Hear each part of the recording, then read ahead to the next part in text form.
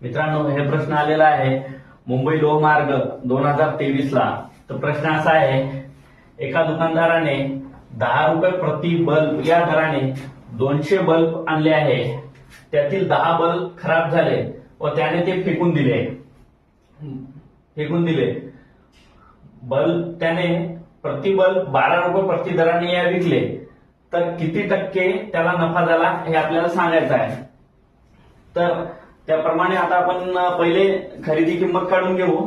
तर त्यानं प्रति 10 रुपयाच्या हिशोबाने घेतले. 10 गुणीला किती बल्ब घेतलेले आहे त्यानं? 200. तर 10 गुणीला 200 उत्तर येते 2000. तर हे झाली खरेदी किंमत.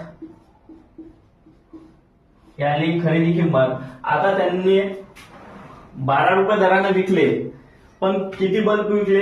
कारण 10 बल्ब तर आधीच खराब झाले होते, तर त्याने 190 बल्ब 12 रुपये दराने विकले. तर 12 गुणीला 190. आता 12चा गुणाकार करायचा. 12 शून्य शून्य, 12 9 108. 8 घेऊ, हातचे आले 10. 12 1 12 आणि हे 10 22. तर हे एकूण खरेदी आणि नफा दोन्ही मिळून आपल्याला भेटलेला आहे. आता यातून आपण निव्वळ नफा काढू. तर निव्वळ नफा काढण्यासाठी एकूण किंमत 2280 वजा 2000. तर 2280 मधून 2000 काढले तर 280 हे निव्वळ नफा झालेला आहे.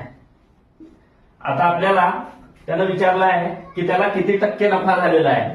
तर यासाठी आपल्याला सूत्राच्या हिशोबानं निव्वळ नफा 280 आणि टक्केमध्ये काढायचे आहे म्हणून 100 भागीला खरेदी किंमत किती आहे?